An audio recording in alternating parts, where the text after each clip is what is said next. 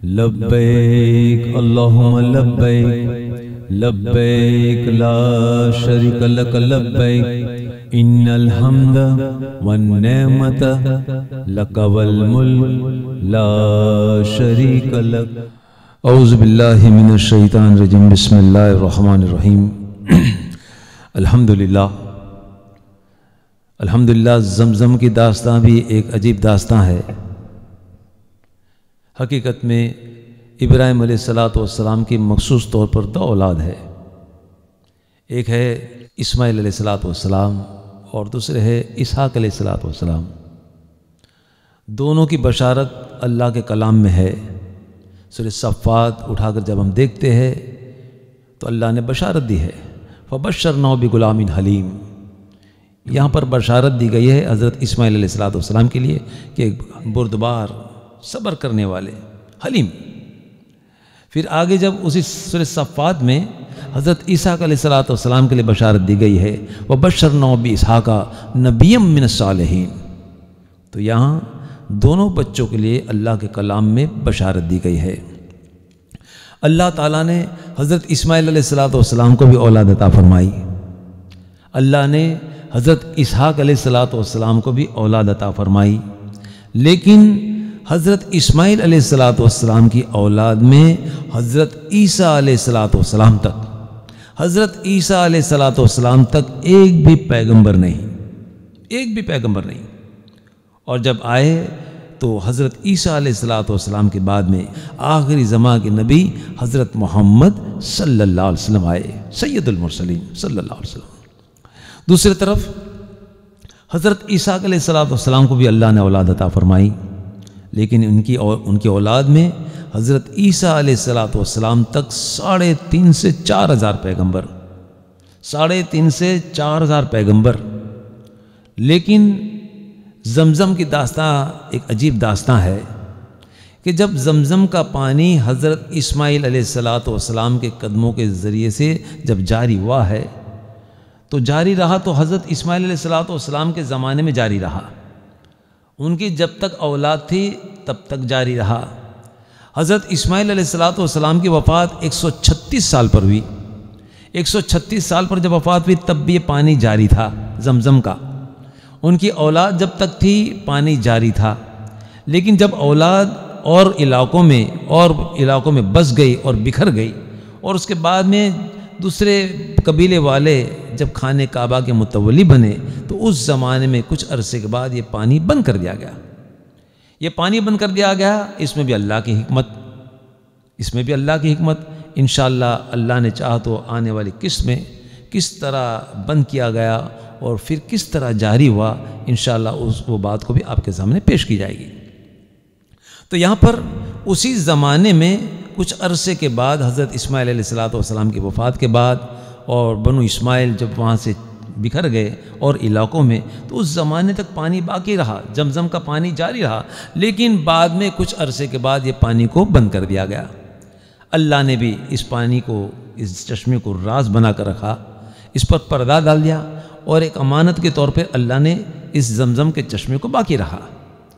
پھر جب اللہ تعالیٰ نے پھر سے جاری کرنے کا جب ارادہ کیا تو آخری زمان کے نبی حضرت محمد صلی اللہ علیہ وسلم کے زمانے میں پھر سے جاری کیا گیا۔ پھر سے جب جاری کیا گیا تو وہ بھی عبد المطلب کے ذریعے سے۔ عبد المطلب کون ہے؟ اللہ کے رسول صلی اللہ علیہ وسلم کے دادا ہے، اور یہ بھی بنو اسماعیل سے ہے۔ اللہ کے رسول صلی اللہ علیہ وسلم کی وہ بات ہم تک پہنچتی ہے کہ اللہ نے ابراہیم سے اسماعیل کو چن لیا، اللہ نے ابراہیم سے اسماعیل کو چن لیا علیہ السلام، اللہ نے ابراہیم سے اسماعیل کو چن لیا، اسماعیل سے کنانہ کو چن لیا، کنانہ سے قریش کو چن لیا، قریش میں سے بنو ہاشم کو، اور بنو ہاشم میں سے اللہ نے مجھ کو چن لیا۔ ہاشم کون ہے؟ ہاشم ہمارے نبی حضرت محمد صلی اللہ علیہ وسلم کا پردادا ہے۔ ان کا اوریجنل نام تو شیبہ ہے، شیبہ، یہ اس لیے کہ ماں کے پیٹ سے جب یہ پیدا ہوئے تو ان کے سر پر سفید بال تھے۔ واقعہ طویل ہے لیکن مختصر، تو ماں کے پیٹ سے جب پیدا ہوئے تو سر پہ بال سفید تھے، تو سفید بال والے کو شیبہ کہتے ہیں، شیبہ۔ لیکن جیسے شیبہ مکے کی سرزمین پر جب آئے تو عبد المطلب کے نام سے مشہور ہوئے. عبد المطلب تو اللہ تعالیٰ نے عبد المطلب کے ذریعے سے پھر سے یہ چشمہ جاری کیا. عبد المطلب بن اسماعیل سے ہے. حضرت اسماعیل علیہ السلام کے ذریعے سے جو پانی اللہ نے جاری کیا، اسماعیل علیہ السلام کو قدموں کے ذریعے سے جو پانی اللہ نے جاری کیا اور پھر بند ہو گیا، اور پھر سے جب اللہ نے جاری کیا تو حضرت اسماعیل علیہ السلام کی اولاد بنو اسماعیل یعنی عبد المطلب کے ذریعے سے یہ پانی جاری کیا گیا. دوسری طرف حضرت اسحاق علیہ السلام کی اولاد میں سے 3.5 سے 4,000 پیغمبر ہے. اور ہم دیکھتے ہیں کہ ہر پیغمبر کی چھوٹی بڑی قوم ہوتی ہے، چھوٹے بڑے کچھ لوگ ہوتے ہیں. لیکن اسحاق علیہ السلام کی اولاد میں جو پیغمبر تھے ان کی قوم میں کہیں بھی زمزم کا پانی نظر نہیں آتا. ان کی قوم میں کہیں بھی زمزم کا نام و نشان نظر نہیں آتا ہے. مقصد یہ ہوتا ہے کہ اللہ تعالیٰ نے اس امانت کو اسی زمانے میں باقی رکھا، اس پر پردہ ڈال دیا، اس کو راز بنا دیا. اس زمانے میں اللہ نے اس کو امانت کے طور پر چھوڑ دیا، اور پھر جب اللہ تعالیٰ نے جاری کیا تو آخری زمانے کے نبی حضرت محمد صلی اللہ تعالی وسلم کے زمانے میں جاری کیا گیا، اور ان کے ذریعے سے اللہ تعالیٰ نے اس امت تک یہ زبردست نعمت، ایک عظیم نعمت ہم تک پہنچا دی. اللہ کے رسول صلی اللہ تعالی وسلم اس زمزم کی فضیلت پیش کرتے ہیں، وہ بات ہم تک پہنچتی ہے. اللہ کے رسول صلی اللہ تعالی وسلم کی باتوں سے یہ پتہ چلتا ہے کہ اس سرزمین پر جتنے بھی ندیاں بہتی ہے، جتنے بھی نہریں بہتی ہے، جتنے بھی چشمے بہتے ہیں، لیکن خدا پاک کی قسم اگر سب سے بہترین چشمہ ہے تو زمزم کا چشمہ ہے. سب سے بہترین اور سب سے اعلیٰ اگر چشمہ ہے تو زمزم کا چشمہ ہے. اتنے پانی بہتے ہیں ندیوں سے، نالوں سے، نہروں سے، لیکن سب سے پانی اگر افضل ہے تو زمزم کا پانی افضل ہے. یہ اللہ کے رسول صلی اللہ علیہ وسلم کی بات ہم تک پہنچتی ہے.